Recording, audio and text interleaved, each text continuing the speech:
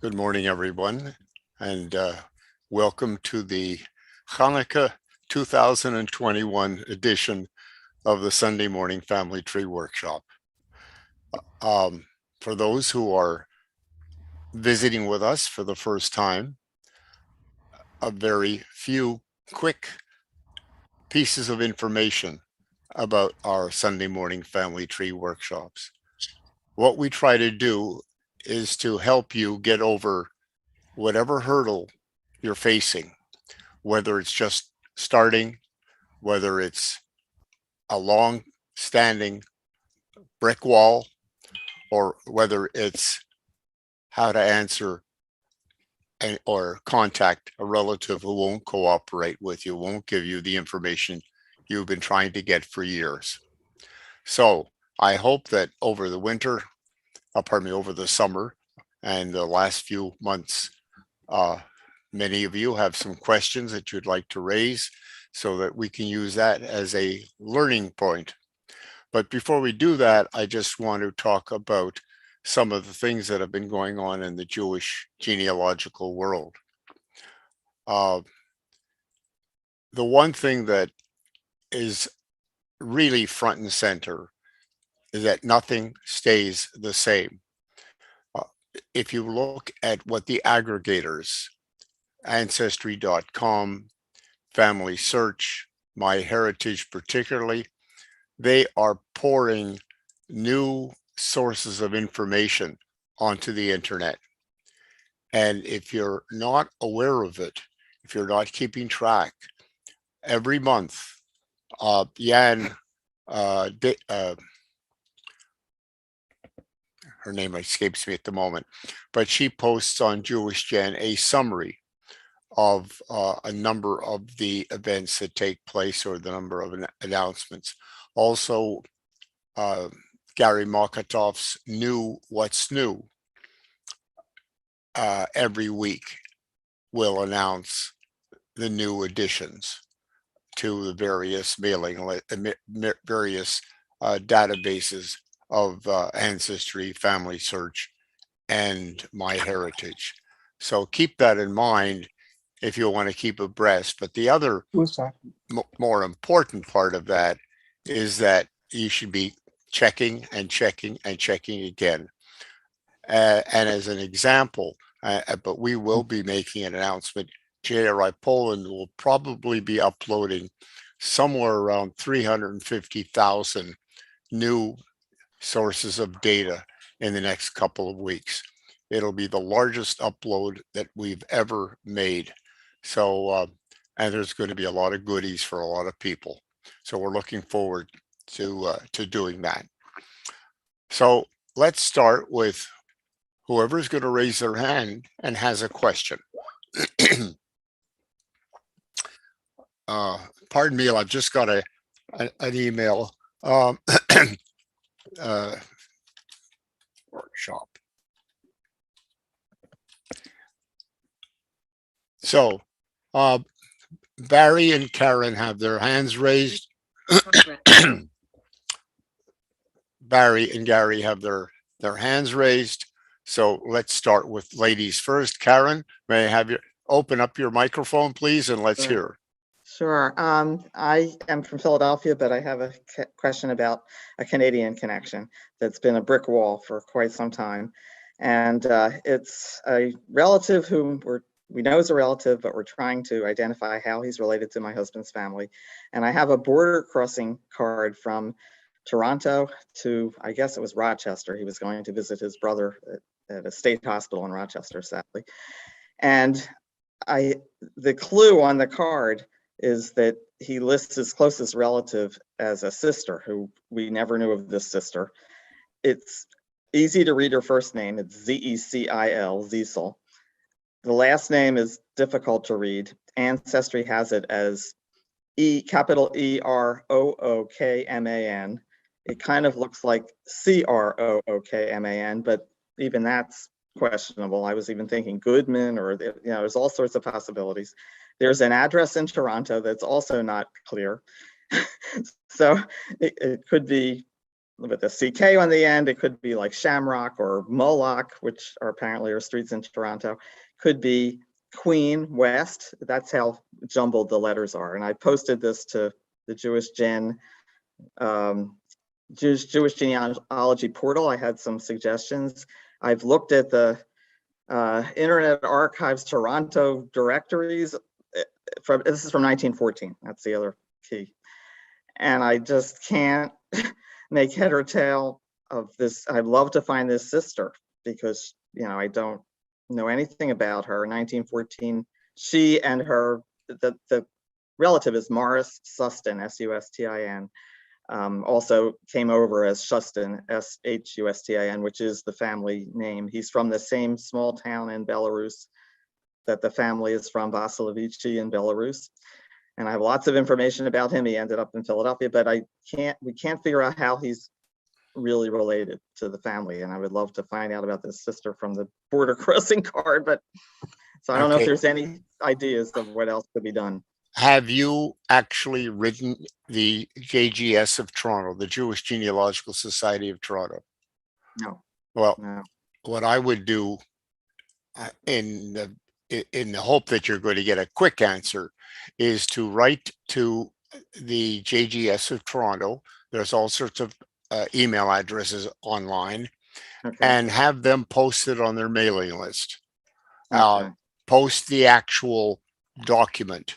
Right. And see, not only see who might recognize the address and say, oh yeah, but they may actually recognize the name. Yeah. Here in Montreal, because so many of us have families that have been here for so long, when we see a name, we know that, oh yeah, he was in, one grade ahead of me, or that kind of reaction. Yeah. So that's one of the things. Yeah, no, that's a great suggestion. I think I actually looked at their site and maybe thought about it, but then didn't move ahead. I just now if they don't, you also have the Ontario Genealogical Society, which has a much broader readership. They have chapters in many towns all around Toronto, and everybody has Toronto connections. So that would be another choice. They have a Facebook portal, so that you could consider that as well. So again, JGS of Toronto to start, and then the Ontario Genealogical. Ontario. I think Ontario is where I maybe got the links to the Toronto directories eventually. I think I went on that site. Well, but if you get one letter wrong and going through a directory, I mean, yeah, it's tedious. And I was looking at street names that could possibly match, and then the address looks like 45. It could be 4S. It could be 45. And somebody who's very familiar with the history of Toronto streets and all the rest of it, particularly since you're talking about an address in at what period of time? 1914. 1914. Yeah. There were fewer streets then, believe me. Okay. Thank you so much. All right. Thank you, Karen. Sorry, Stanley. Stanley, can I just comment on Karen's question? Yeah, sure. So the email address would be info@jgstoronto.ca, and info@jgstoronto. Okay. And then the other thing is that because I'm the coordinator of the cemetery project, I'm Gary's counterpart for Toronto. The Alla Gamoka, who was a Montrealer, was a principal and teacher at Herzliya, my principal, in fact, heads up the Mentors and Mavens program at JGS Toronto, which is in theory for members only, but I'm sure she can see it in her heart to extend that to members of Montreal, of JGS Montreal as well. And I'll ask her to pass it around to her list of quote unquote experts in various areas. I'll just message you, Karen, with my email address and ask you to copy me on it, and I'll see what we can do. Thank you so much. And then if we can make out the last name, then I'll figure out a burial for you. Okay, that sounds This great. is one area that I can help with anyway. If she lived there, who knows? But Thank you. I mean, if she lived there when she died, but who knows? Thank you so much. While Howard's here, excuse me, I'd like to give a shout out to Howard because Howard and I played a very invaluable role in a lady from Gatineau, Quebec, meeting her father on July 1st of this past year. She was given up, she was raised by her mother, a mother who would not tell her who her father was. And she did a DNA, and I guess I would say the rest is history. But as an aside, there's some wonderful parts of this. One is if you see her son is almost the spitting image of his grandfather, number one. Number two, the first thing she did when she found out that she had a Jewish father was learned how to and actually made a challah. And when I met her on July 1st, a few hours after she met her father, she presented me with a challah that she'd baked for me particularly. And she is just over the moon of having met her father and sat with him, and she's come to visit him several times. Has memory issues, but that hasn't stood in the way of their relationship, and her kids are so thrilled for her. And I'm mentioning this story because there are times when I've been involved in a DNA story where there's been a sad ending, where the person who was found says, I don't want to hear about it. Don't call me again. That's the end of it. So again, shout out to Howard, and thank you, Howard. You getting Pearl's DNA made a mitzvah. Yeah, I'll just say to reinforce what has been said over and over and over again over the course of the years. We got Pearl's DNA at her 99th birthday party. It's never too late. Well, it obviously eventually becomes too late, but it was at her 99th birthday party that we got her DNA. She was actually a close friend of my grandmother and has outlived, that generation by far, or did outlive that generation by far. And it was only at that time that the grandchildren and great-grandchildren found out that Pearl's maiden name was Goldstein, and my father had this, aha moment. It's like, oh, I wonder if they're related. Turns out they aren't. But in any case, that was why the test was done. But yes, it was when she was 99 and still in full control of all of her faculties, as they say. In fact, I have given a number of lectures on this whole topic of the importance of every person with Jewish roots having a DNA test, because you don't know who's looking for you. You may not be looking for somebody, but they may be a hidden child looking for a connection to their family. So, Barry, it's your turn. Thank you very much. Can you hear me, Stanley? I certainly can. Is it good enough? Okay. So first of all, I'd like to offer my own unsolicited advice to Karen's research problem. Karen, I think that the right pathway to pursue here is the address.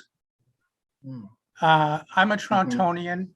I was able to move a massive brick wall on my own using Toronto directories even before they were digitized, flipping through the pages of them in the Toronto Public Library. Please, could you do two things? Consider using the resources of the Toronto Public Library, which has control and domain over the digitized versions of the Toronto directories, to help you with decoding the street name. Okay. Generally, in that era, Jews in Toronto only lived in some narrow areas, which I would now call ghettos. All of my ancestors in Toronto lived within 4 blocks of one another, so only about 7 or 8 streets. I'll give you an example. Lippincott Street, strange name, but that's where my grandma lived. Also, if you would be willing to put into the chat your email address, I understand that you have a border crossing card which I presume is from Ancestry. Yeah, that it's both correct? on Ancestry and Family Search. Apparently Right, it's on- so I'll look at the border crossing card if you give me the reference, because right Okay. now all I have is no name but the Right. city of Toronto, and I'll Right. try and help you disentangle what the street name is. Oh, thank you so much. That's Once you wonderful. have the street name, Yeah. whether or not you got the numbers on the street right, it's very easy to look on that whole street and see names of Yeah. people. Now, at that time, unless a woman was a widow and doing a business, her name isn't there, only her husband's name. Right. But most everybody was in a family with a husband and wife at least. And in that instant, you will immediately see the 1914 version of her name. And then the research about Exactly. her name that's been offered by Howard and Stanley can be pursued. Right now, Right. you're sort of guessing at the name, Right. but once you Right. no longer guess about the street, you will find them in a 1913 or 1914 directory. Yeah. Yep. I So- agree completely. And I'm a librarian, so going to the library, I should have Okay, thought so of that. would you in the chat give me your email I address? will. I will. Thank you. I'll do that. Thank you so much. Okay, now to my question, Stanley. I just want to touch on something because it just came up, and that is the border crossing records. You should always check multiple sources if there are, because I can tell you that when I looked through the microfilm many years ago, and I'm talking 25 years ago, I found that my father, and I made copies, father had 4 occasions where he was recorded in the border crossing records. Only 3 appear online. Why? I don't know, but that is a fact. So go on, Barry. Yes, so the other thing that I just want to add to what you just said, Stanley, about border crossing, Karen, once you have her correct surname, you're going to find her crossing the border to her relatives as well, because these Mm. people were crossing back and forth multiple times, Okay. multiple times, Okay. going to events, Right. bar mitzvahs, weddings, Mm. funerals. And because it Mhm. was pretty Okay. easy to take the train in Southern Ontario into New York or the other way into Mhm. Detroit and towards Right. Chicago. Okay, Right. so my Okay. question, if I can put it, has to do with my spinner ancestors in Galicia. I've asked about them before, Stanley, so some of this may be repetitive, and I'm not sure what I've actually sought here. But there was a legend, which for the longest time I discounted, because Henry Wellish told me it wasn't true, that the real family name in Galicia was Better Spinner, Betterspinner. I discounted this decades ago. One of my other spinner cousins in Toronto, actually his wife, did not discount it, and she researched on the name Better Spinner. And I've never done it in JRI in the previous 20 years until very recently on her advice and instruction. With the help of Alex Bader, I have discovered that in fact, in the 1870s, a bureaucrat decided to merge together the name Better with the name Spinat and assign to the birth of a son the name Better Spinner. And I now understand why in Sambor, I was never able to find records of my grandfather and his brothers, because they were indexed, or they were entered in the registers under the name Better Spinner.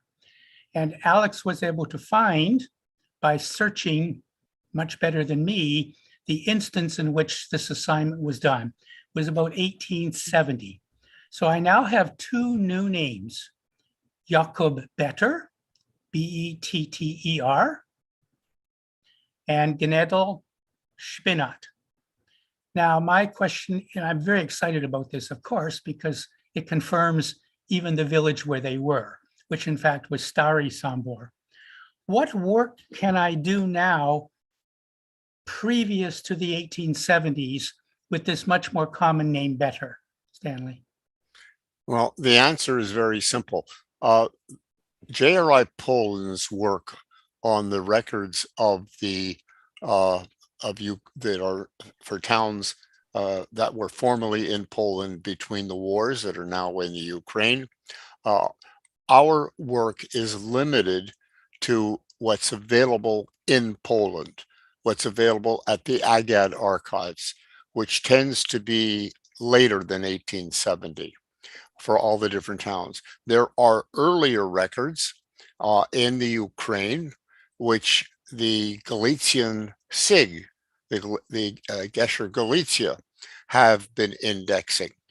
And so that's where I would look to start with. The other thing to keep in mind is that there are always a number of little sources of information that may not have been indexed, may have not been scanned, people are not really familiar with, that a professional can turn up. And the best example of that is, as some of you know, I'm also on the executive of the new project, Documentation of Jewish Records Worldwide, with Marlis Humphrey, the former president of the IAJGS, and Sally Ann Sack, the editor of Avotenu. And we hired professionals 2 years ago on a pilot project to try to find sources of Jewish genealogical interest in one branch of the Polish State Archives and one branch of the Ukrainian archives. 1 month, one person, what can you find? And they found an amazing number, relatively amazing, in the case of the Kelsa archives, 130 different sources that had never been documented as having Jewish content. Not as many in this smaller branch in the Ukraine, but many sources. And these are typically sources not Jewish, but mixed Jewish and non-Jewish record sources. And a good professional who's very familiar with the archives, very familiar with the archivists, might be able to find a synagogue list or whatever else have you that that has content, a small census that was taken, an army draft list, whatever it is. So if you want to pursue that, if you're not finding anything from Gesher Galicia, what you also should do is, excuse me, find out whether there's anything in the pipeline that might be planned for the future. Then it comes time to write Alex Denisenko or Alex Stuna or some other researcher in the Ukraine. Tomasz Jankowski, I think, is another one. These are all people who have learned a tremendous amount about what's in the Ukrainian archives, and not everyone knows the same magic sources of information. So that's my suggestion, and thank you for the question. So we'll move on. Who else has their hand up? Somebody else. And we have Mel and Audrey. I don't know who was first. We'll go by the woman first. Audrey, go ahead, unblock yourself. Okay, so I'm going back to my maternal side of the family. Originally, I have a copy of my great-grandfather's tombstone in London, England. I'm sorry, your great-grandfather's what? Headstone, where he's buried. Headstone, okay. Yeah. So I don't know where he was born, but I know all my my grandmothers and her siblings were all born in Poland. I don't know where my great-grandfather came from. And so he died in London, England. They lived in Whitechapel in 1894, and he was 42 years old. He died on November 28, 1894. What's your question? So I wanted to find out where he originally came from. And it might be on the death certificate. I don't know. Okay, so w- where did other members of the family come from? Well, I've become friendly with somebody at my synagogue who has the same last name, her family, and she says they came from Vienna, which I've never heard of. But you never know. I have a 1901 census from London, England. Of course, my great grandfather is not on there, but there are other Weisenberg family members there. So I I'm don't sorry, know. I didn't hear that. I have the 1901 census from London, England for my great grandfather's family. So there's a brother on there, but I don't know where they came from. So I can give you the name. No, I'm sorry, I didn't hear the last sentence. I would give you my great grandfather's name and maybe you could find something. Well, okay, I'm not going to search on our website. Okay. Uh, uh, what you said that you know where some of the family came from. Is that what I understood? Right. They were in Poland, but I don't know where my great grandfather came from. I don't know if he was born in Poland or Lithuania or Vienna. I don't know. Wait a second. His children came from Poland, or this is a separate branch? No, his children were all born in Poland, in Warsaw. In Warsaw. So possibly he moved from some other place to Warsaw at some point. Is that Right. what you're saying? Yes. If that's the case, usually, and it's a good question, and you'll see why in a second. Excuse me while I clear my throat. That's fine. I know the feeling. It's a good question because the extracts of the records on JRI Poland of Warsaw generally do not have town names. All our extracts now have town names, but many of the older records don't. So if you see any record on JRI Poland from Warsaw, you must get those records fully extracted. You follow me? Yes.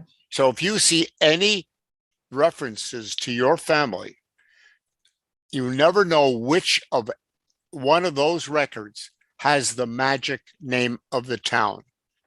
So let me give you an example of what I mean by what happened this week.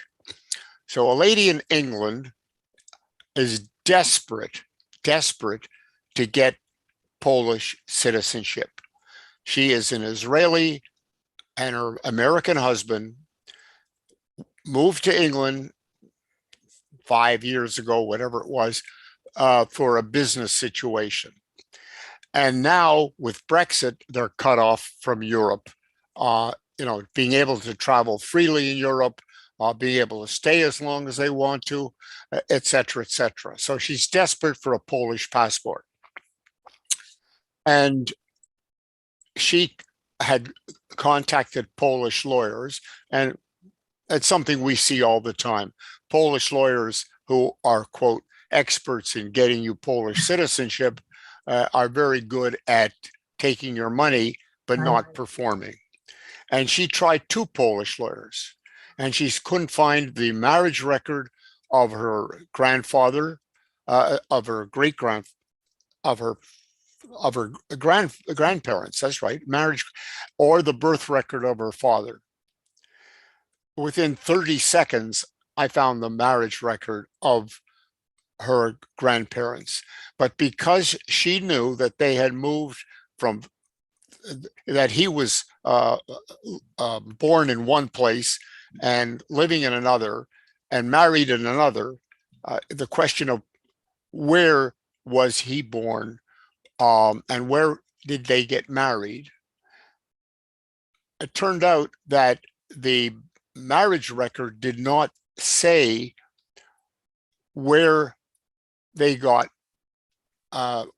where he was living.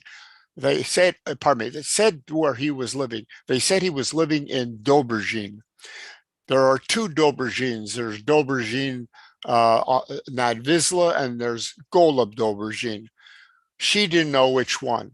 Now, in order to find that birth record that she's looking for of her father, she doesn't know which of the two towns to go to, which two towns to investigate, which two towns to write.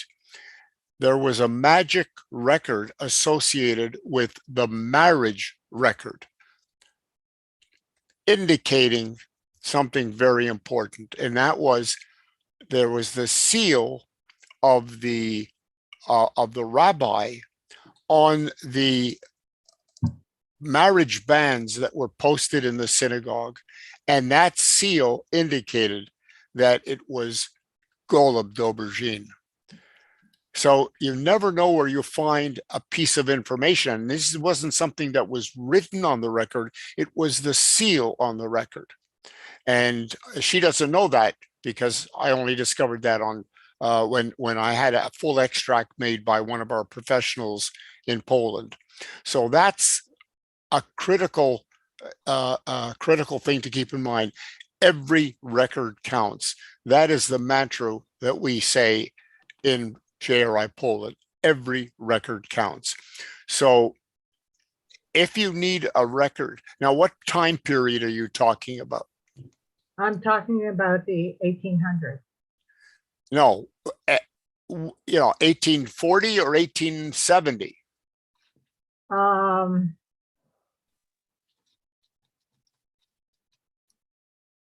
Well, my grandmother was born in 1884 in Poland. Okay. More All right. So the reason I'm asking is because I have scans of all the records up to 1854. So go online. In some cases, there are links to the actual images. Download those images and post them someplace and get a translation and see whether there's a town name in there. Now, once you do that, there's also a potential problem, and that is there are towns, that there are multiple towns with the same name.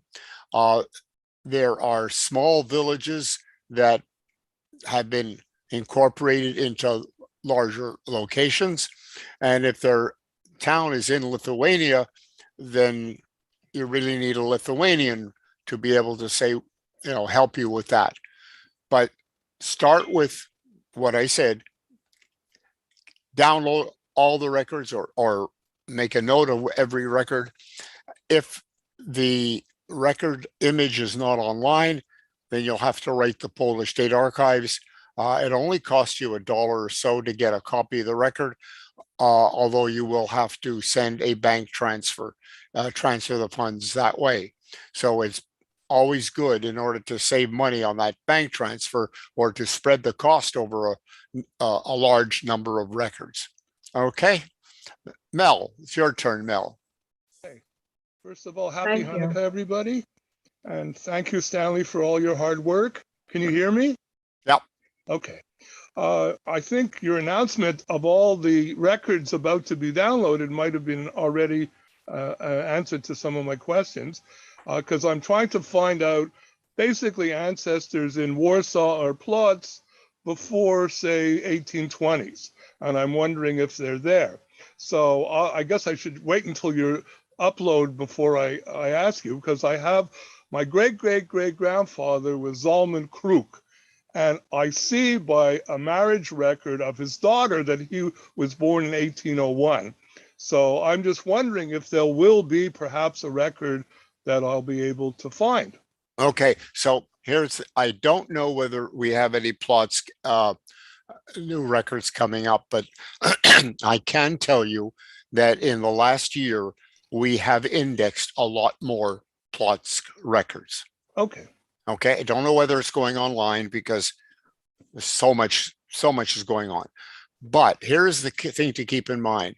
You say he was born circa 1801. Correct. Based on what The record? marriage document of his daughter gives Okay. his age. All right. Now, that record doesn't give his parents, and that's what you want to know, right? Well, the marriage document gives him and his wife. So Right. And So- so the birth document would give his parents, if I were lucky. Well, there is no birth record in 1801 Okay.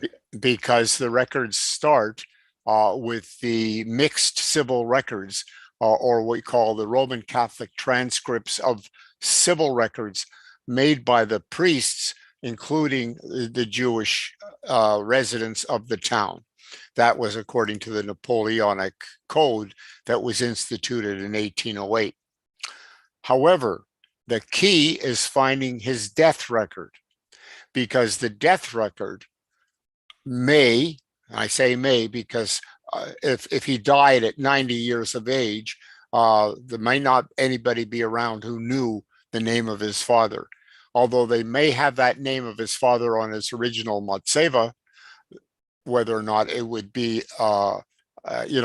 in his death record is a separate story, and that bears repetition.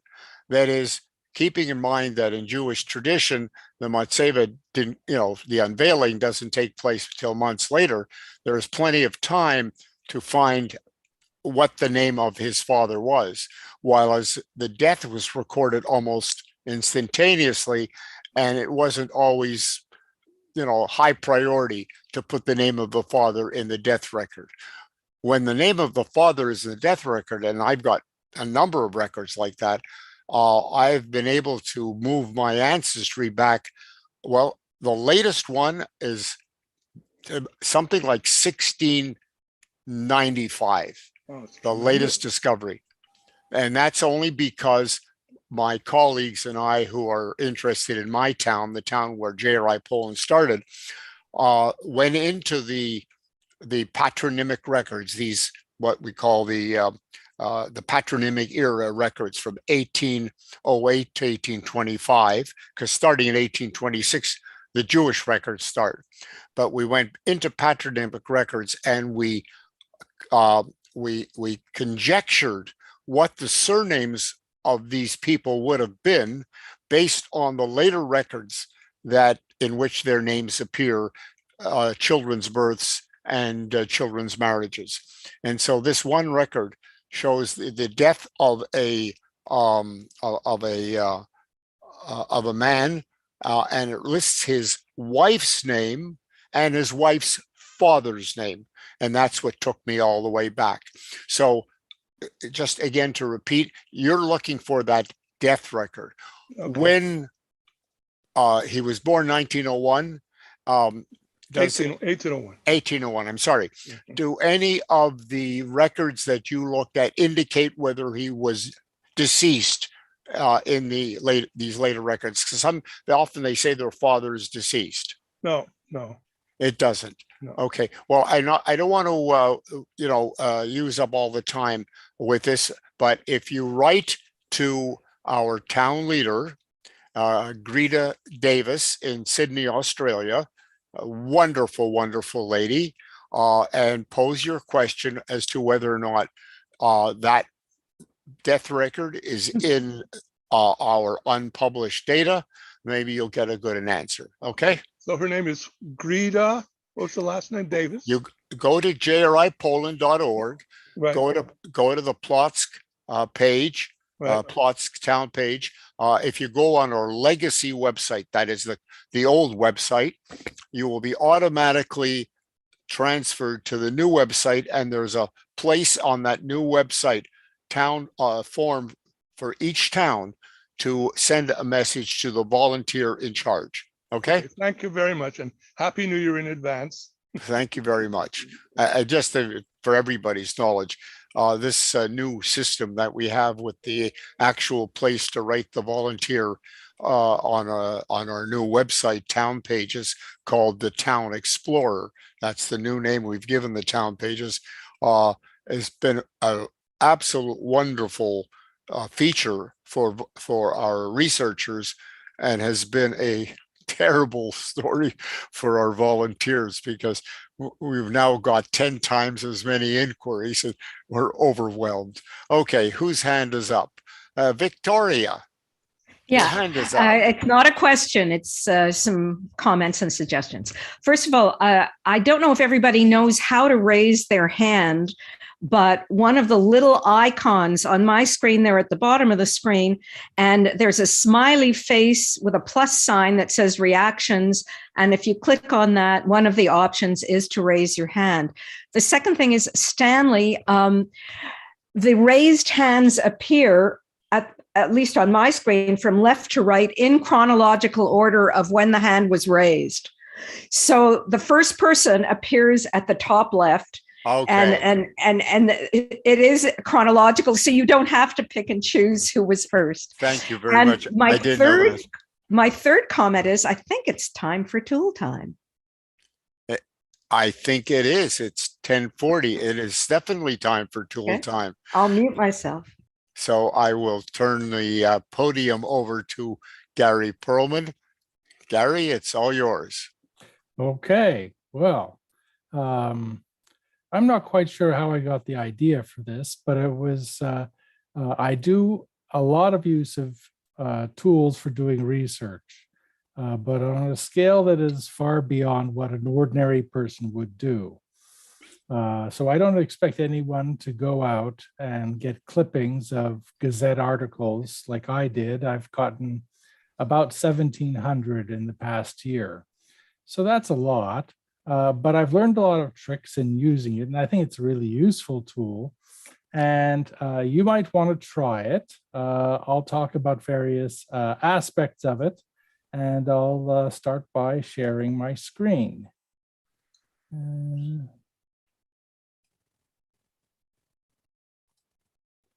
Okay, so there's tool time, and the main idea is to show how I use these tools, and maybe it'll be useful to you. I'll talk about the contents of the database used. I'll talk about the search syntax. I'll talk about saving and sharing results, and I'll talk about the cost of the tool, including the trial period, a free trial period. To give you a preview, I'm going to suggest that you never want to buy this tool and just use a free trial period. And I'll show you how to get ready for doing all the research you'd want to do in the next 5 years in 1 week. Okay, so this is the Montreal Gazette on newspapers.com. Newspapers.com is a very good resource. I think it's owned by Ancestry. And let's see, the content is that it starts at 1857 to the present, and it's also got hundreds more newspapers. I'm only going to talk about the Gazette, but of course there's many newspapers there. They have obituaries, and they also have articles, and I'll cover both of those. And they're scanned with OCR, that's optical character recognition. So it turns the text on the page into text that you can search. And the Gazette on newspapers.com differs from the Gazette obituaries that I often search. That's from 2002 on. That's a free resource. Généalogie Québec has obituaries that go from about 1996 and on, but it's pretty sparse coverage. And because of their recent policy changes, it's harder to share them. You have to pay money. If you send someone a link to an obituary, they have to have an account. So that's not ideal. And there's also the Gazette on Google Newspapers, which goes back, over 100 years, but the indexing is very poor, which is, I think, ironic for Google to be bad at searching. Let's see. I'm going to say, okay, you can get this by paying them $20 a month, which or $75 for 6 months, but there's a 7-day free trial. And all of these links should go to let's see if this works. Are you seeing the screen that I just popped up? Shake your head or nod your head. No, okay. So I won't show that right now. I'll do that a little bit later. But if you want newspapers.com, there's one very attractive price or more attractive price for $50 a month. And then there's a less attractive price, but that's the price that includes the Montreal Gazette. Excuse me, Gary. You could also mention if you become a member of the Jewish member of the Jewish Public Library of Montreal, a one-year membership is $50 and you have access to the Gazette. Okay. Yeah. And that's, I've never used that resource. It's a special account that they have. So I'm not quite sure what it's like to search that. Vicky, you had something? Oh, there was a question in chat.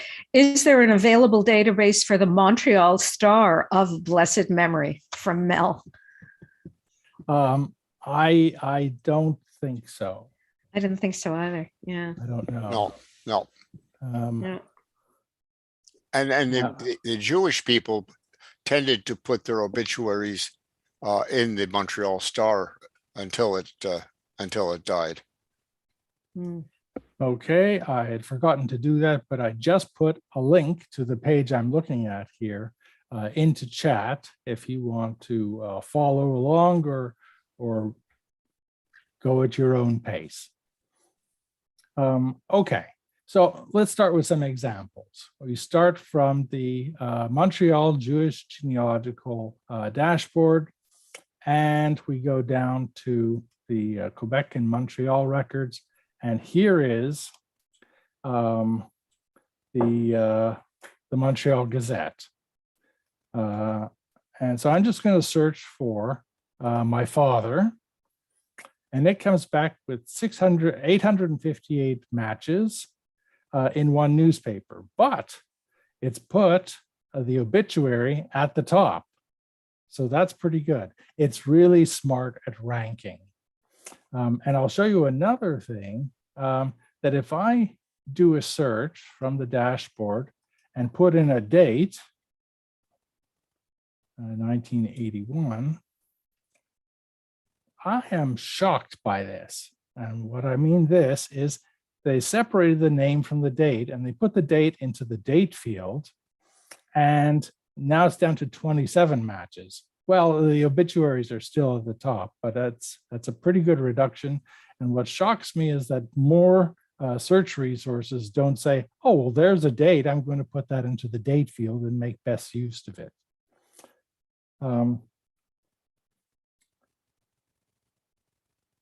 Okay, so if I click one of these, it puts me into the individual page. Now, if you click on it and you're not a member, you don't get to see this, but that's another story that we'll get to. If I click on it, if I want, I can clip it, but I've already made clippings, so I won't. I'll just click on the clipping and I can view that clipping.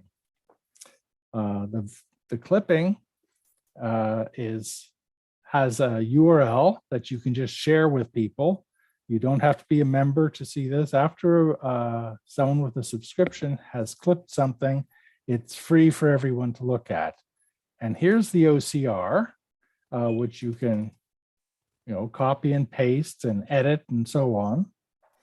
And it's really useful for finding relatives. For example, Norman Perlman had children, Janet and Gary, and he had a brother and a sister, and it names the parents, and it gives the date of the burial. So, useful information. If I go back to tool time, I'm going to show how to limit with quotes.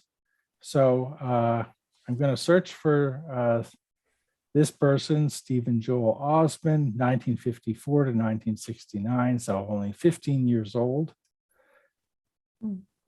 And the gravestone has a death of 1973, March 16th.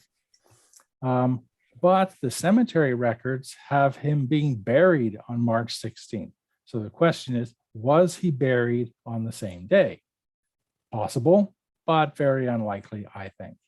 So if we go in and do a search, we get that and we find an obituary. And in fact, in the obituary, it says that he was actually buried on the 18th. So I can correct that. Okay.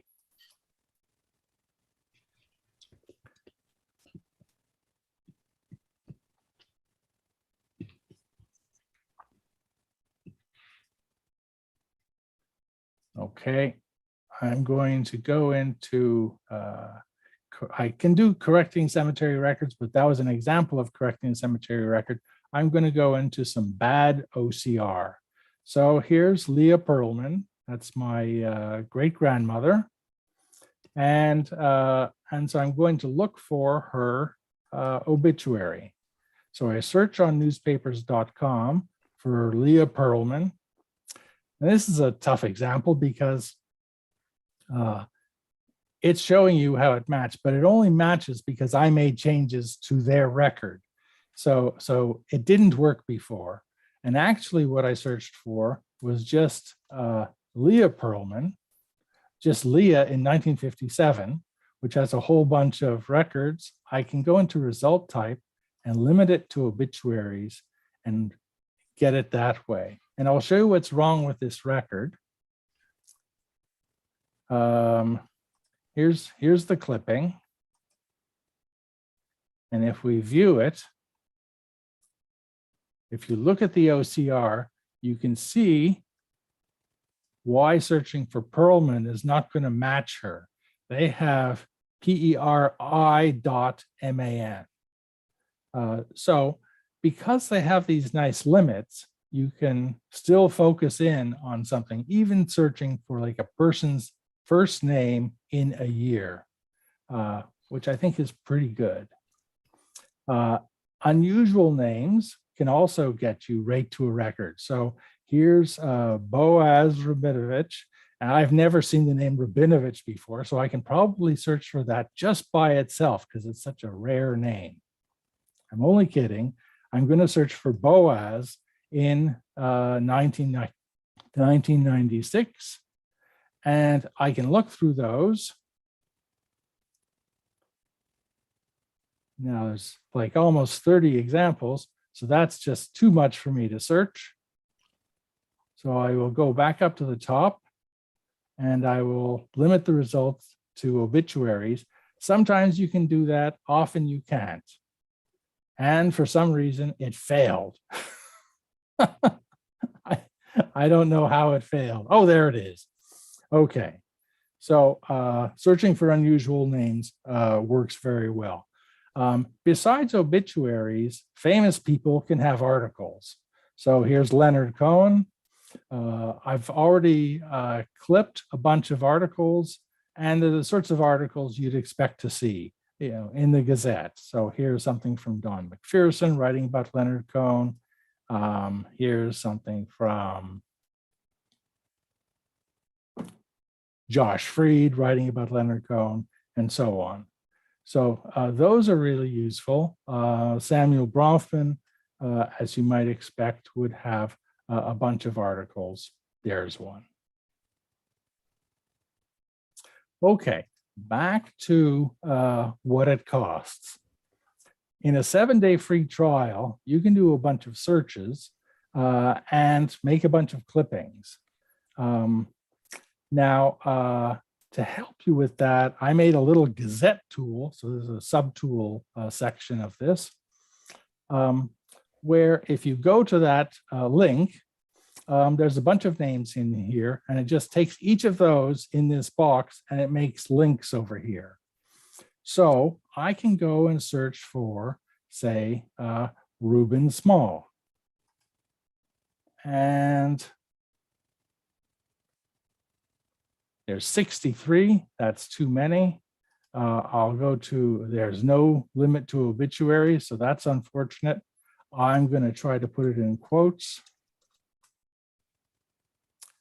And there he is. Let's see.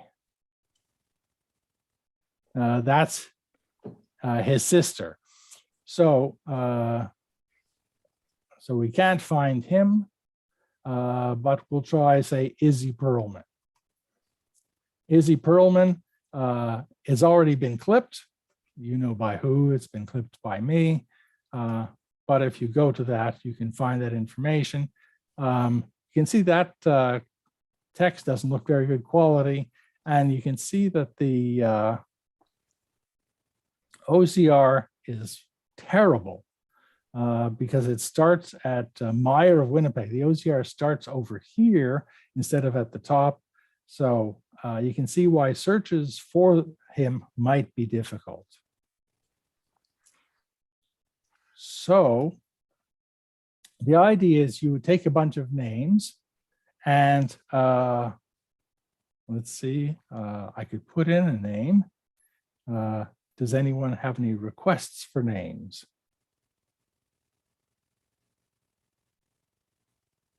Yeah, put in Harry Diamond.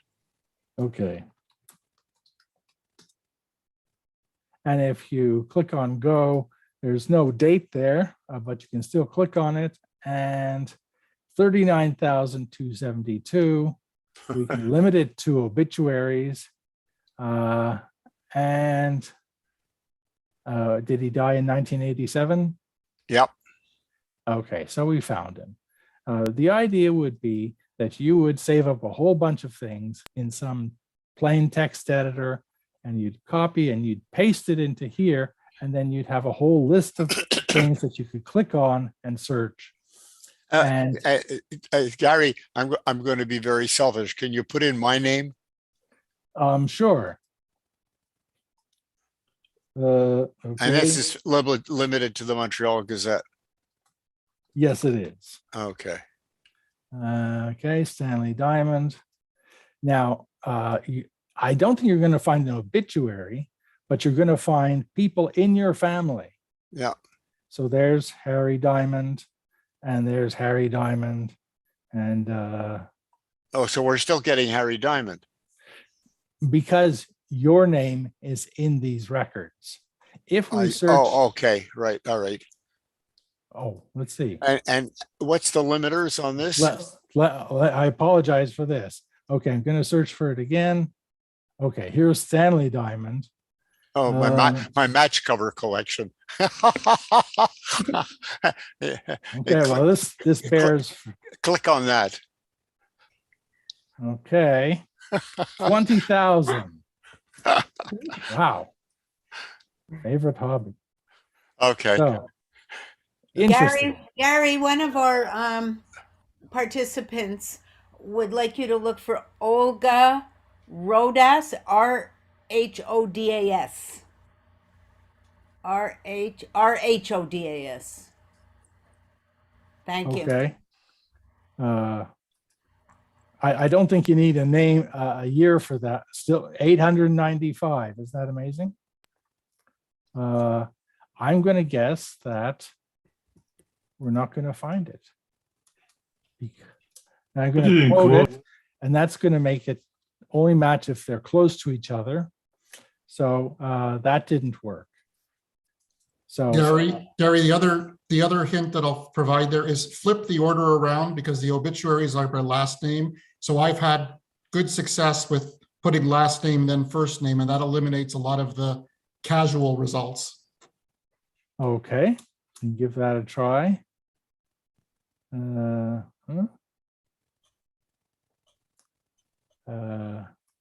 I'll try quoting it. And that didn't work. I on newspapers.com, I don't find that changing the order changes anything. Because they're near, when you put things in quotes, it matches things that are near, and it's they're very loose on what near means. Gary, a few comments. Several people have pointed out that if you don't want to wait for the freebie or use that newspapers.com is having a Black Friday sale. The last day is today. It's about $60 US for people who think they're going to be using this a lot. I think it's actually 55. I think it's $20 off. Oh, well, it says here 59.40, which sounds awfully specific, but Okay. whatever. I might It's a big reduction, but it's about half price, I guess. Yeah. Audrey that's- says that she was told by let me just- Paperman's. Oh, a few more things. Audrey was told by Paperman's that and the cemetery that their records do not go back before 1915. I don't know if that. Oh, no, there's a correction, Gary, you're correct. Sorry, my mistake from Howard. It's $54.90, so $55 So- US. I'm just saying Yeah. that most people do not need a 6-month subscription if they get ready. So if they prepare a list Well- of all the names and all the dates, otherwise, it's a nice thing to have, but not a lot of people get the sort of, cost per record down to what I have by doing literally 1,700 clippings in the last 8 months. Yeah. I have some famous American relatives, so I would consider it. But I have a question. Your a wonderful search tool, I assume, is specifically for the Montreal Gazette. This one, Does it specify the paper or not? yes, it does. Because if you look, Would you like to create for us a search tool just for searching newspapers.com? In which case, we could have access to a lot more newspapers, or would that be a Well- simple thing to create? it would actually be a simple thing to create. I wanted something just for newspapers.com for the Montreal Gazette. And you have that sort of on the genealogy dashboard. It doesn't have a feature of, being able to put in a bunch of names Right. and making links for that. But Okay. having those names in there, you can do, some searching just very quickly. Yeah. Oh, it's great. It's a great resource. We can discuss what to do about that. I've talked about this in the past in conjunction with the genealogy dashboard, because, if you have a name here and a date, you can search a lot of things. You can search in Ancestry, you can search in a whole bunch of databases.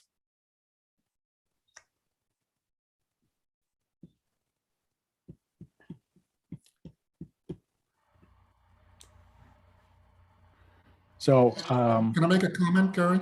sure. So I originally had done exactly pretty much what you had suggested. I had maintained a log or a spreadsheet of all of the searches that I wanted to perform. And then newspapers.com would have a free trial period, not even just the 7-day trial, but like a free weekend, a free access weekend. And I would go through and spend the entire weekend accessing articles. That worked fine. However, the number of the help that I'm able to get from newspapers.com has pretty much become invaluable, because my entire family on all sides lived in Montreal since the early 1900s. The one other comment, though, is that Ancestry now links to a lot of those articles, especially the obituaries, and you'll find them coming up in your hints on your tree. And without the subscription, you aren't able to see what's actually there. And if nobody else has clipped it, you can't see it. So sometimes what I've done is, I think I've done without the subscription for 6 months of the year. And then I literally just renewed it or restarted it 2 days ago for 6 months at the reduced price. And then I'll make use of it and then probably be off it for a year and a half or so and come back to it. But if you haven't had a subscription before and your family is has been in Montreal for a while, I would definitely suggest investing in that at least for the first 6 months, because once you start finding things, you're going to be going off on all sorts of chases of looking for the siblings and the grandchildren, whoever that are listed in the obituaries. And as most of you already know, one of the best ways of expanding your family tree is looking for obituaries and getting grandchildren's names that you didn't know of before. I think that's a good point. You know, if you don't care about the money, it's not really a huge amount. Then it's a very nice subscription to have.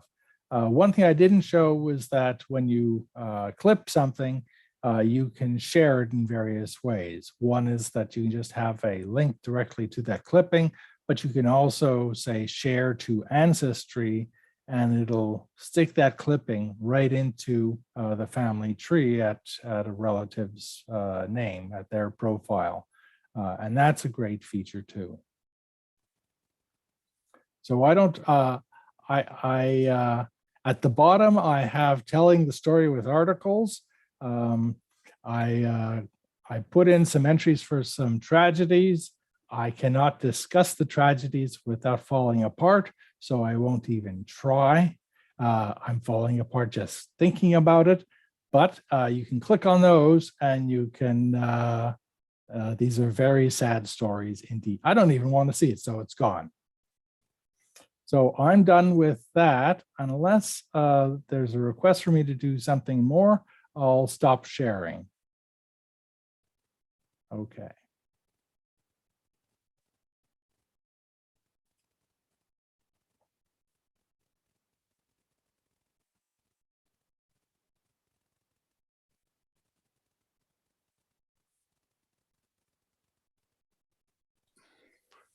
Thank you, Gary. My pleasure. Pardon me, I just got an urgent phone call from Poland, so I'm doing a little juggling again. And our representative in Poland, I talk every day, and there's always some issue. Next question. Anybody got any questions? Okay, well, I'd make an observation about what Gary has done just now. You know, it's always very exciting for us when there is another way in which to do things and make it easier for us to learn things. And Gary has done so much of that. We have a great debt of gratitude to Gary for the latest addition to his bag of tricks. Thank you. So we're looking for some questions. Do we have any questions from the floor? No questions from the floor. Well, I'm not going to fill in for the next hour with impromptu items, but I will jump ahead. I won't post the link yet. I won't post the press release yet. I will do that in a little while, but I want to let everyone know of a new feature that JRI Poland is introducing ostensibly, if we get things all right, at 3 o'clock this afternoon. We have signed an agreement, an historic agreement with Yad Vashem, so that when you search the JRI Poland database for any name, if that name appears in Yad Vashem, it will appear in the search results on JRI Poland. The reason that this is so important is very simple. For many of us, we often forget when we get a new name to search to go also to the pages of testimony on Yad Vashem. So this acts as a tickler at its basic feature. But more important from the point of view of Yad Vashem is that it gives them another way of filling the shelves, of the empty shelves on their whole concept of documenting the 6 million. They don't have 6 million. There may be 4 million. I don't know what the exact number is. And so when you bring up a name in your family tree, you can immediately determine whether or not that person has been memorialized. And you may already know that that person did not survive. And then you can find the names of the children to see if they had been recorded. So it's a way of promoting additional pages of testimony. Another major feature is that most of the pages of testimony have been created from memory. And I think we all know that memory can trick us. As a result, I have seen over the years in looking at pages of testimony how many errors there are. For example, I have a cousin, Moishik Fidelitz, the blacksmith of Paremba. And the information that was put up about Moishik by 3 separate people who memorialized him are all different. I think one is Moishe Yankel, one just says Moishik. The dates of birth are wrong. With our ability to provide first primary source information, we can correct those pages of testimony. Now, there's 2 ways to do that. One is to create your own page, and one is to add a note to an existing page. You don't actually change the existing page, but you create a blurb that corrects the data. And so, given that JRI Poland has somewhere around 1 million hits a year, we're very hopeful of playing a significant role, a new source of information for memorializing our family on Yad Vashem.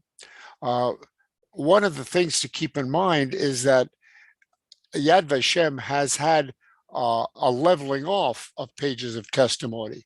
So they are looking for ways of inspiring more people to take action. And this will also involve the Holocaust centers around the world, because people are going to say, I found my name, I found a name, I didn't find a name. They'll want to ask questions about it. They'll need help. So one of the other things we're going to see is that depending on the results with JRI Poland, depending on what we learn, what they learn, they will expand this. They will expand this feature to others.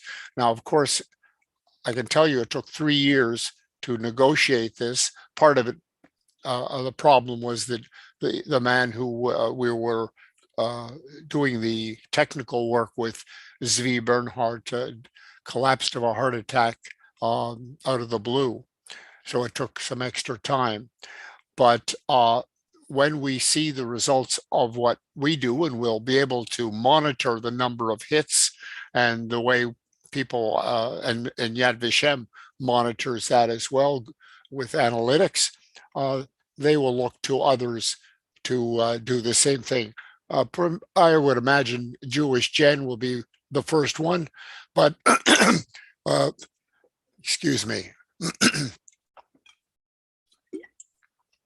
But we're the guinea pigs, and we're very excited to play that role.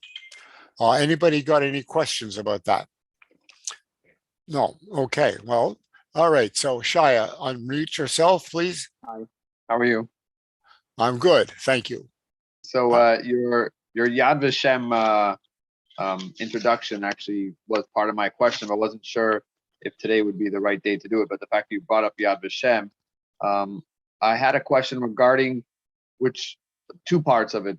One, in the length of time that I've done research, I never really focused on Yad Vashem, maybe because of my age, but recently finding names that forced me to go to Yad Vashem because it said that they perished, and where did they perish, and finding almost 35 handwritten testimonies of whether it was for a neighbor or a family member on Yad Vashem. So my research also is to reach out to my generation to see if they're interested in the research and finding the roots. So my question is, does Yad Vashem disclose or give out Yes, information yes. that they do, huh? Yeah. Wow. Your question obviously is an obvious one.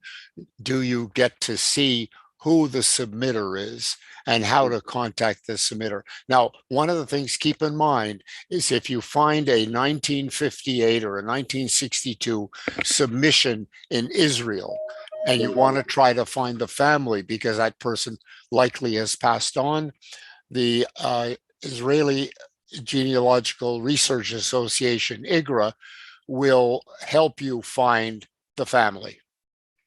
So that's a way in which to make those connections. Marilyn, if you wish, you could put up that press release. What I've asked Marilyn to do is to share the press release that we are sending out today to the whole world.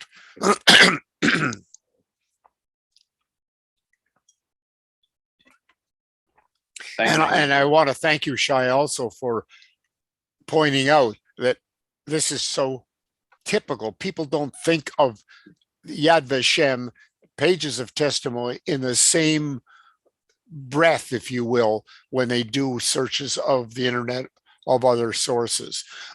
But I can tell you that the professionals that we deal with, and we deal with a lot of professionals on inheritance cases and various other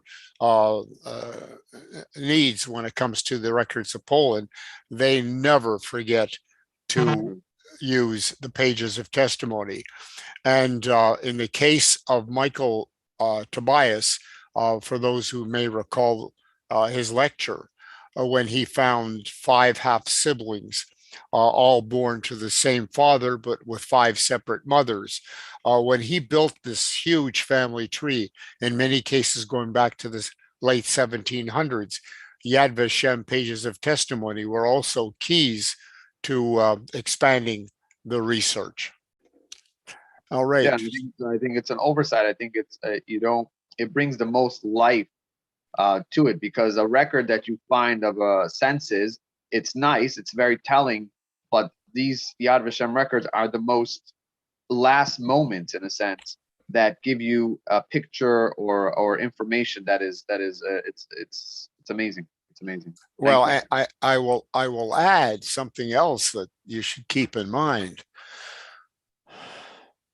That is that Yad Vashem's new concept, which was introduced last year, is to create a cyber bio, to create a picture of that person, not, and I don't mean a photograph, not just a line that he died. Other additional information can be added to the page of testimony, to that cyber bio, is of great interest to Yad Vashem. It may be a newspaper article, I don't know.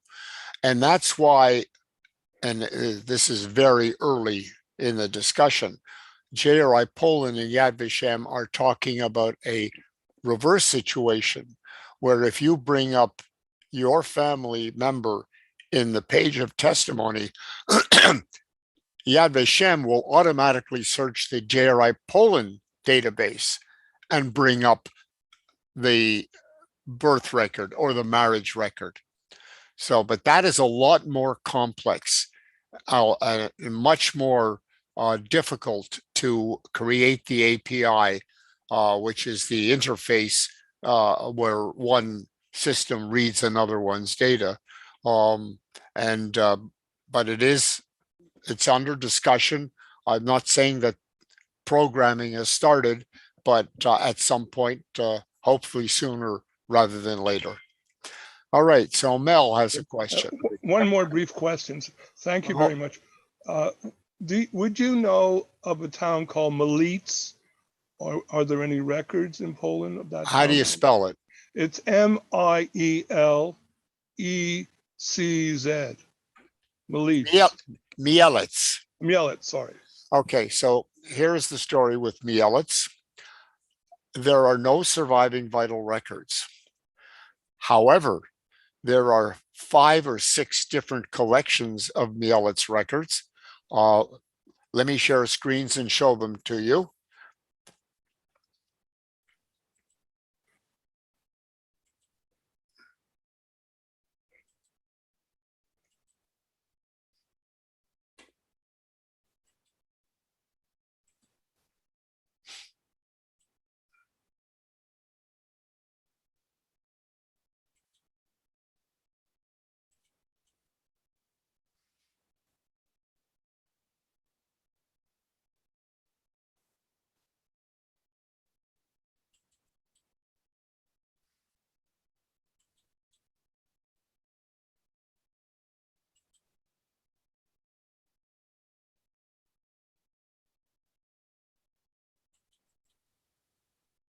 So here's Army draft list, and there are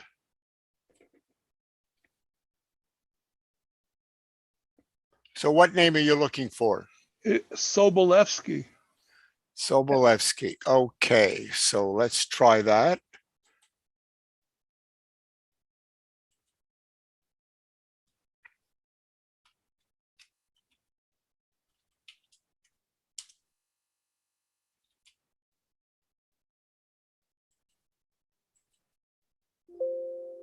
Nope.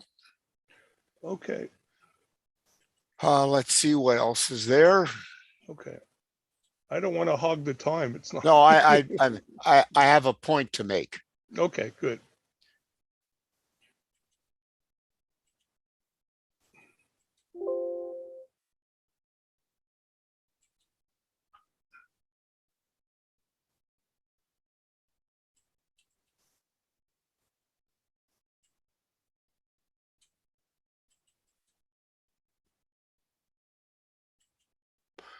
So these are some births actually in City Hall records that are not considered vital records.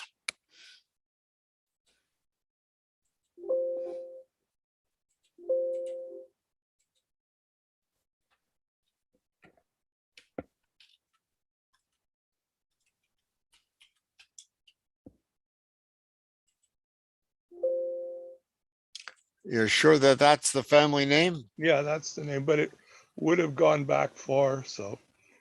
Okay. Let's try something else. Just in case. So Sobol, like that? Yeah. No. Or Okay, EL, you know, we'll try EL. it's like tomato, you know. Yeah. No, no, Okay. the name finder should have Okay. found it. Not to worry. We'll try one more. What time period are you talking about? Well, I'm thinking early 1800s, so Oh, that may be the problem. yeah, maybe too early. Ghetto residents, work 18 servants. You can see this strange collection. Ghetto residents, searching for work, servants, a list of all the servants in town. Well, the profession was goldsmith, silversmith, so I don't know. Okay, so let's look at the servants.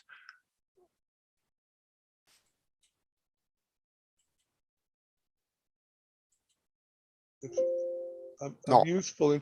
Their descendant came to Montreal, and he owned Sobeys dress shops. If anyone's old enough. Oh God, yeah, I remember those. Well, that's the great grandpas from that. I So think it's- I think my next door neighbor, Charles Steinhaus, made their storefronts. Yeah.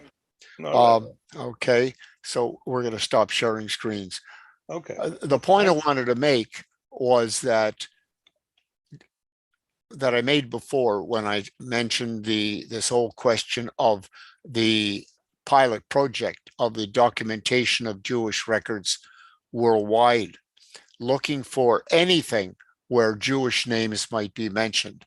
And the various sources that I just showed you from Mielitz are an indicator of these oddball sources.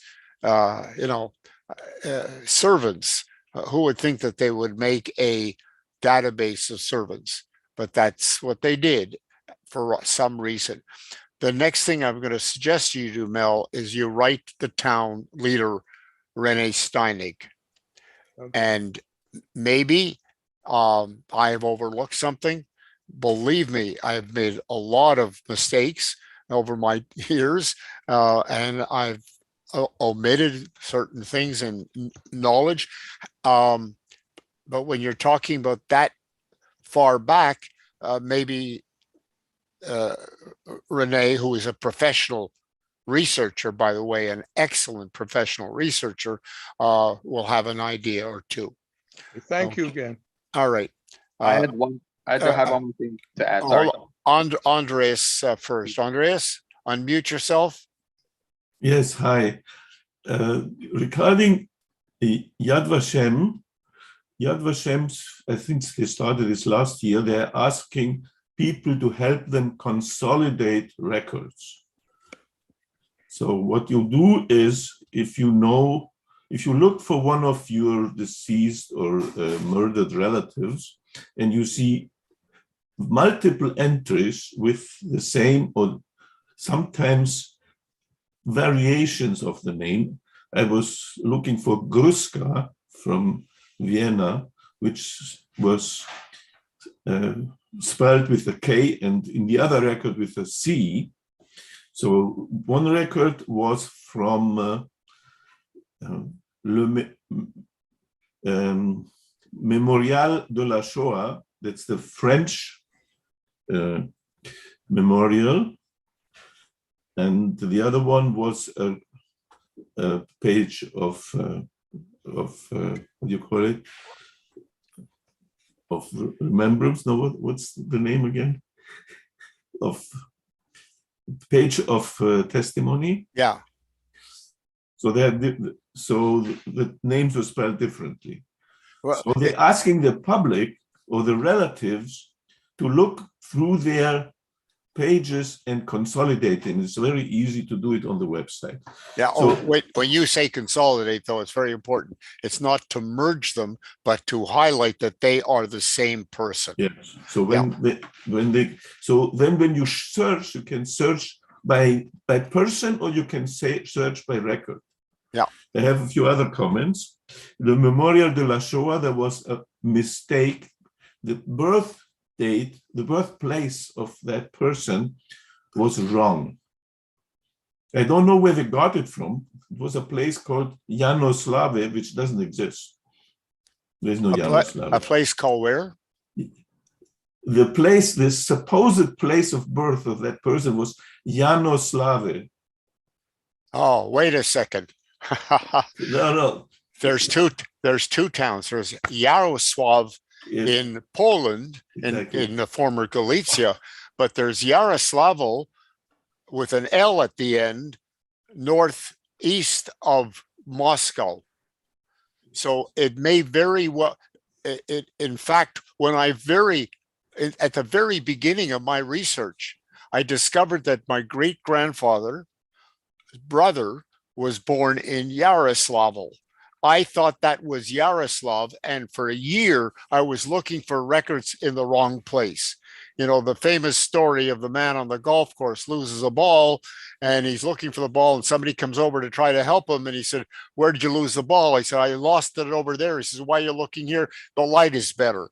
And that's because the records were for Yaroslav were available. Yaroslavl I'd never heard of, and it was only after my cousin pointed out my mistake. There's an L at the end of that name that I realized I had been going up the wrong alley all that time. So there is a Yaroslavl. There is a Yaroslavl.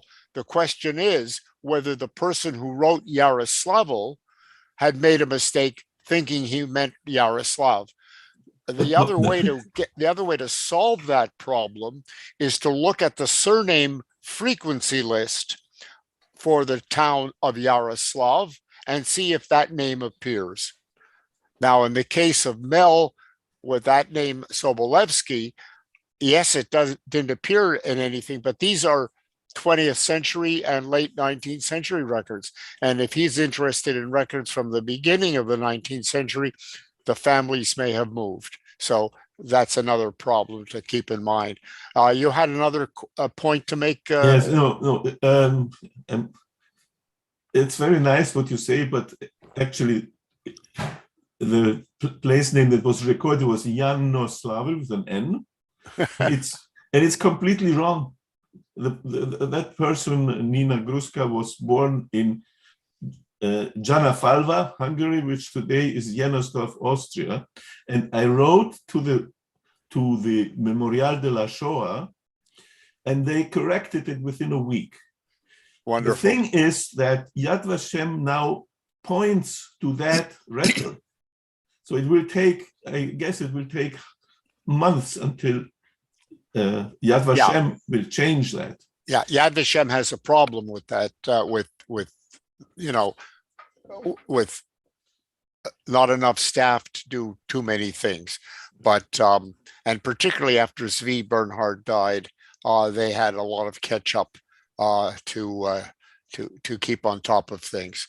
But I think your point is certainly most important, that there are mistakes and they have to be corrected in some way or another. Okay, we're going to go back to Mel. Mel, you have another question. Mel, unmute yourself and let's see your face. No, I did. I should have. Sorry. That was I didn't take it down from the. All right. time. All right. I'm So, not finished. Andres, you have another point? Yes. Those of you who have Austrian victims, there's the Austrian database of victims. They have,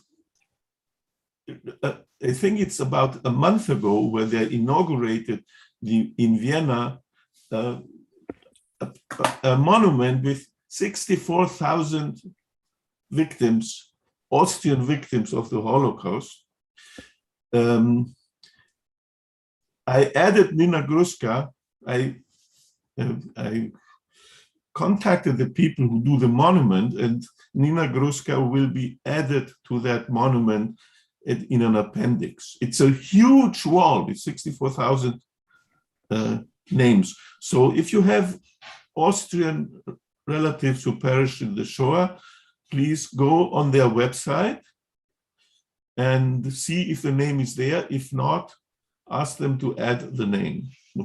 Of course, they want to have documentation. They won't add a name like from your, from your memory.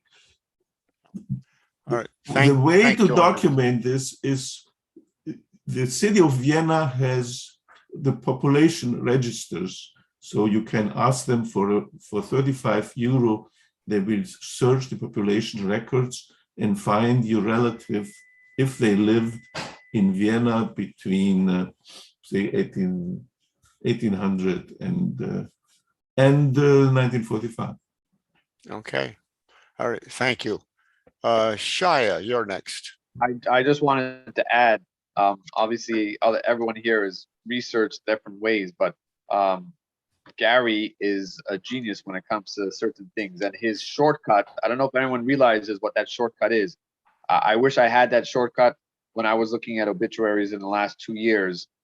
With the cemetery plots, it's an amazing shortcut that Gary has done. I don't know if anyone has used it, where you can find Montreal cemeteries with beautiful pictures.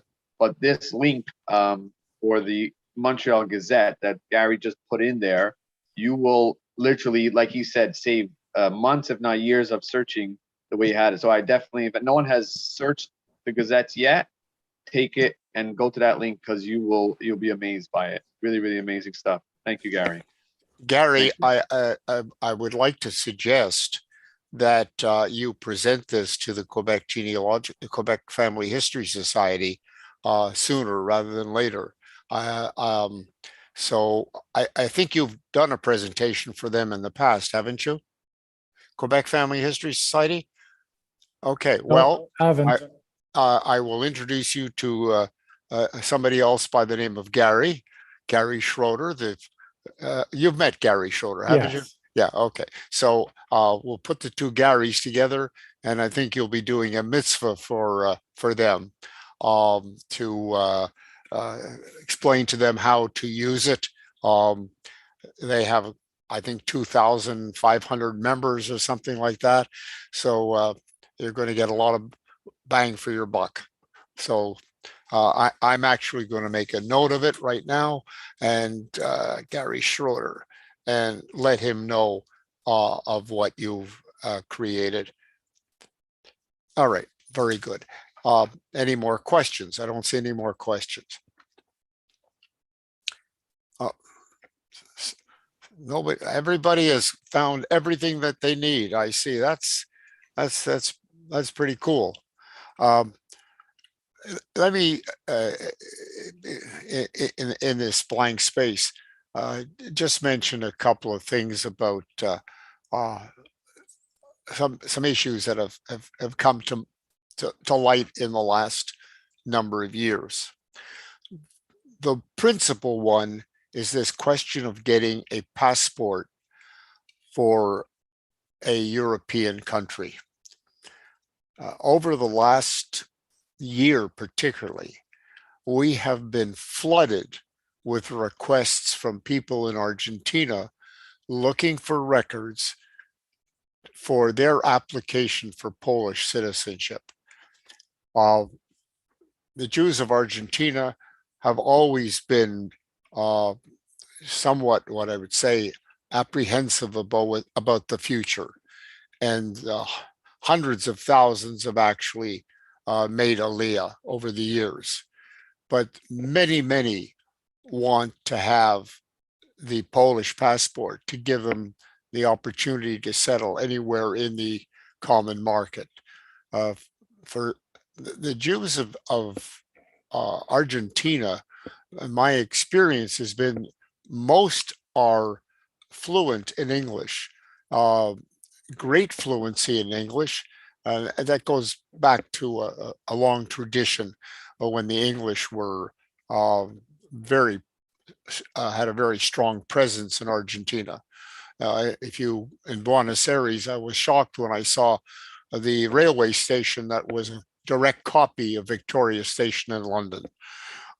But what's involved, and what is the significance? Of course, the significance is to give your children and your grandchildren and future generations the opportunity to live anywhere they want in the European community.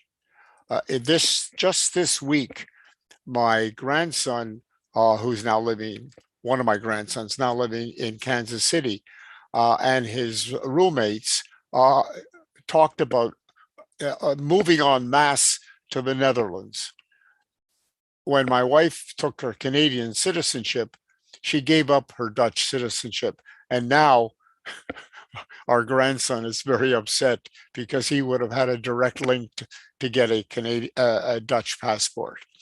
But the principal reason is one of what we'll call an insurance policy, being able to move and not move in case of political strife or whatever else have you. The other one is giving commercial opportunity, giving them an opportunity to settle anywhere if they have a commercial reason to do so. Just this morning, I might add, excuse me a second, I received another email from a man in the United States whose wife is a well-known TV actress, and we are helping him get a Polish passport. He never said to me why he wanted a Polish passport. I just made an assumption. It was for commercial reasons because he's a serial entrepreneur as well. But I learned from the researcher who he hired and through our recommendation in United States, who's pulling together all his American documentation, that he is very concerned about the future of the United States. And it's probably hard to imagine that in this day and age, people have that concern. And yet my cousin in Washington, a widow with no children, went through hoops to get her Canadian citizenship last year. And I went through hoops because all her father's siblings were registered at birth in Canada, but not her father. And they accepted my affidavit and all my research of the family in order to give her the Canadian citizenship. So just want to keep that in mind. Not every country is as flexible as Poland, but I know people who have been getting Italian citizenship and been getting Lithuanian citizenship. And of course, there is this the Spain recognizing the conversos and other Jews with a long history of ties to Spain and giving them Spanish citizenship. So that's something that I think one just might keep in the back of their minds and share with other people as well. Okay, Sophia, your turn. Unmute yourself. Yes. Hello, everybody. I just want to ask you if by any chance you know if there is a site for me to look into the, like, to find people who were in the ghettos or in the pogroms by people from Spain. Because what I knew is it was not exactly a pogrom or a ghetto in Spain. It was the closest one in Austria. So I don't know where to start this search. You're talking about Spanish Jews that were incarcerated in Austria? Yes. So it really has nothing to do with Spain. It just has to do with the ghettos in Austria. Yes. Right. Well, there is an Austrian special interest group on Jewish Gen.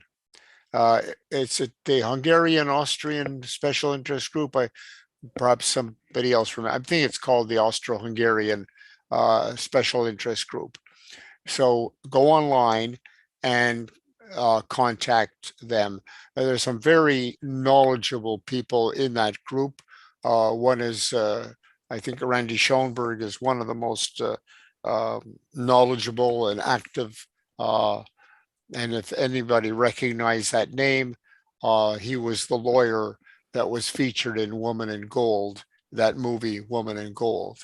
And Randy is very active in the world of Jewish genealogy, consultant to Jewish Gen, et cetera, et cetera. So you've got this, very, very knowledgeable man. And there are other very,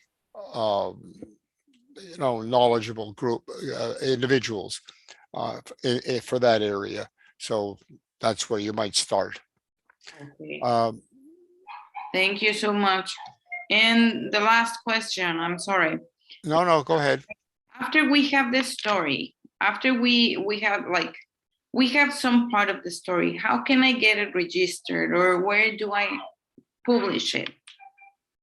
Where do you publish a story? Yeah, this story, like example, the story of my grandma. From where?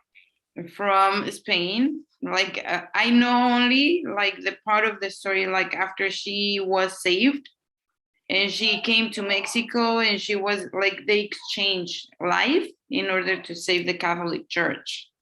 Right. And then they changed the name, her name, they changed the whole documents, they changed her life completely. And then what I knew, it was like my great grandpa, he was shot outside of Auschwitz, but he was from Dachau to Mauthausen, and then outside of Mauthausen, he was killed. Right. Well, recording family stories, and I am not, again, an expert in how you what might go about it. I can tell you that many people create their own websites, or they build in the story into their family history tree that they put on the internet. There are obviously museums that, let's say, a museum in Spain, where the family lived at one point or something, where a museum or library that collects stories. You probably could start off by outlining exactly what it is you're asking and posting that question on the Jewish Gen mailing list. Okay. Because there are a lot of smart people out there who had a lot of experience that I don't have. So part of the thing, part of what I try to do is I may not have the answer, but point you in the direction where you can find the answer. And, before I was talking about, Toronto research, and Howard Goldstein jumped in and gave a much more articulate answer to the question. Thank you so much. Okay. I'm looking for a raised hand someplace. I don't see any raised hands. Here's one. We have Andreas. Please unmute yourself. Would the United States Holocaust Memorial Museum, maybe they collect stories? Oh yeah, I would think that they probably do, but there are places where you can put a story where it will be the most valuable, if you will, in terms of research, family history, and future research by academics. And that's something I should address. We talk about academics and how they relate to what we do. More and more of the doctoral students are using databases and the internet to write their thesis. Probably all of them actually have to use the internet, but depending on the nature of their doctoral thesis, they may use internet sources more in more or less greater depth. One of the things that JRI Poland is doing at the present time is building a huge new database of sources and a new search system.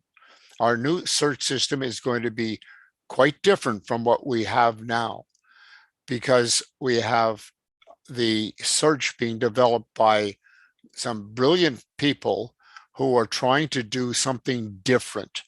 So instead of, for example, when you get a search results in JRI Poland, you get, all these results for the name, my family name, Widelec.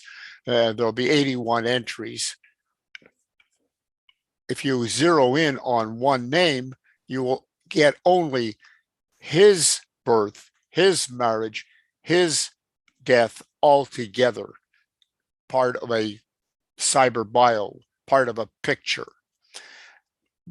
Building a database to do that, and building a database or a search system, I should say, to do that. Along the way, we're creating something that enables us to search and do in-depth penetration to use in a number of different ways. So yesterday we had an exchange of emails on Friday on who is the oldest man that we've got, oldest death. What is the age of the man or woman who died at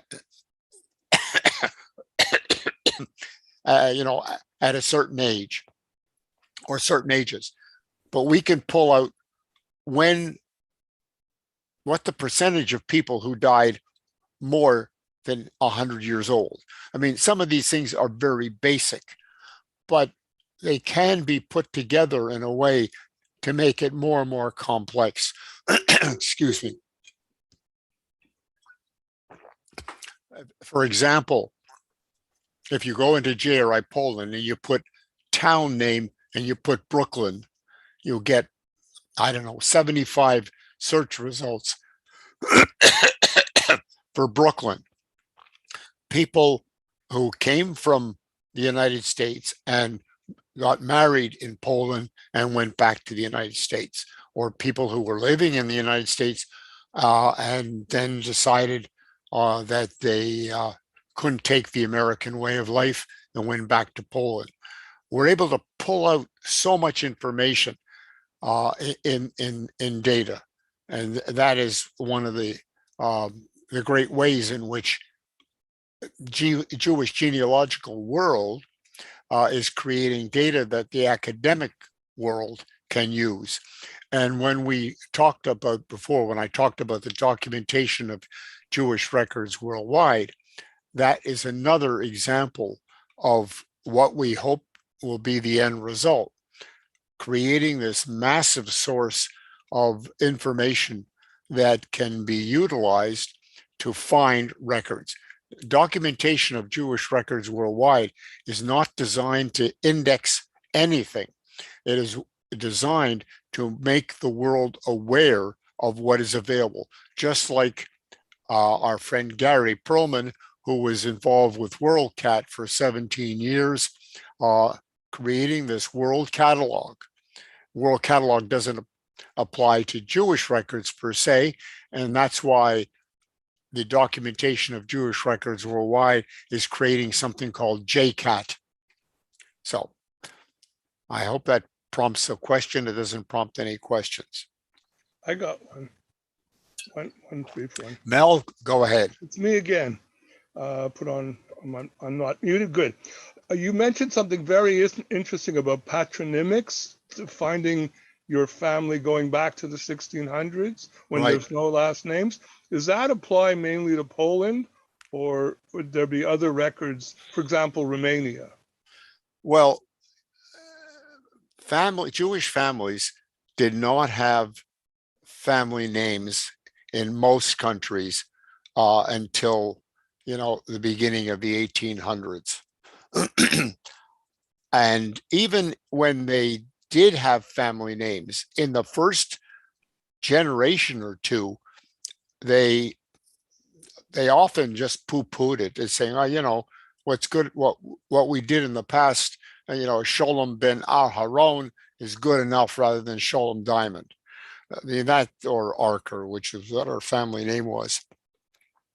So the question, though, really is, how do I find family ancestry for patronymic names? Let me share screens with you and show you the latest version of, excuse me,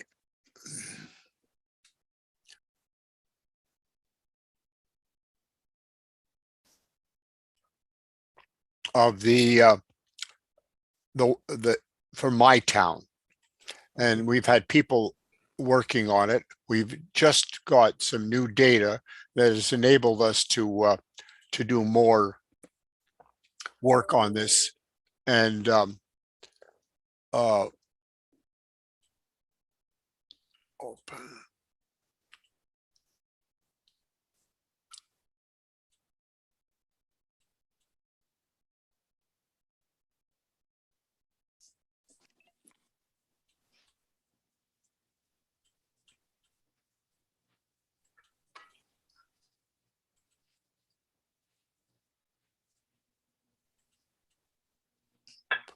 Now, if you take a look here, let me blow this up a little. My watch is the wrong time. I'm sorry. It's not working altogether. Can you see this? Yes. Okay, so every name that you see here that has a bracket after it, those are names that were added as a result of analysis of later records. Look at the vast number. The percentage is probably higher for our town. I say our town because this is my town, than any other family in the world. Any other, J.R.I. Poland record set from 1808 to 1825. I mean, this is just an absolute treasure. Now, these are the birth records. But if we go to the death records and we look at these and we look at the age of death. So let's look here, for example, this man is 40, died in 1812, and he shows his father and it shows his mother, Esther, and Esther's father. So you're talking probably around 1750 is the period of time that we assign to that mother. Excuse me, Stanley, I don't like to be the spoiler, but we have 4 more minutes. Okay. No, I just wanted to illustrate the importance of these patronymic era records.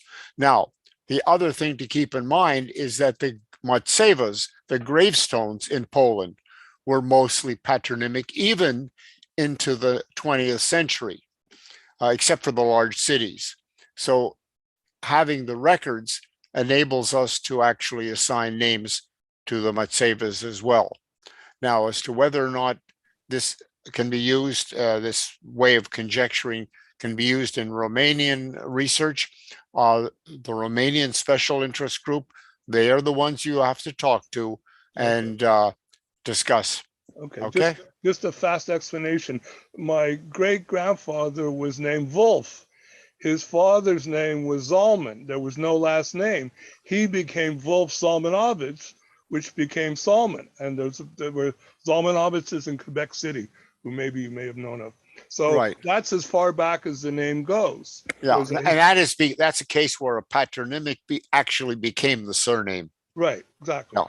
And what sometimes you have to keep in mind is that if, let's say in the 1820s, there were 4 children born to one family, or even earlier, that the children, the men, I'm saying particularly because the women didn't take surnames, they took their husband's surname when they got married, but the men took different surnames. We found families that are direct relations who have dissimilar family names that were taken separately.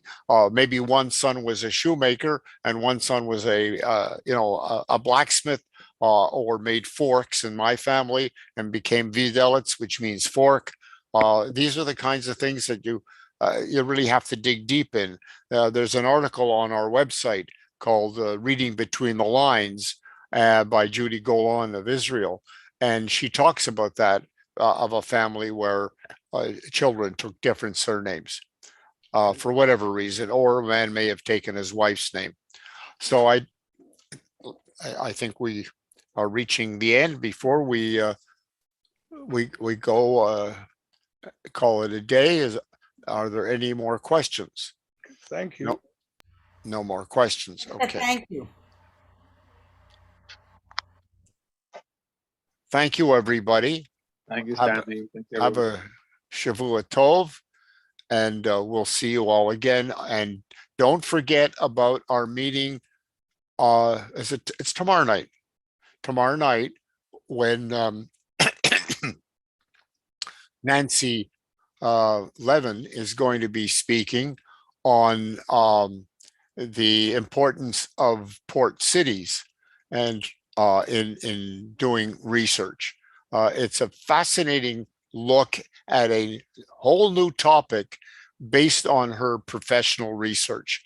And I would urge you to attend. You may learn something new. Thank you again. Bye for now. Thank you.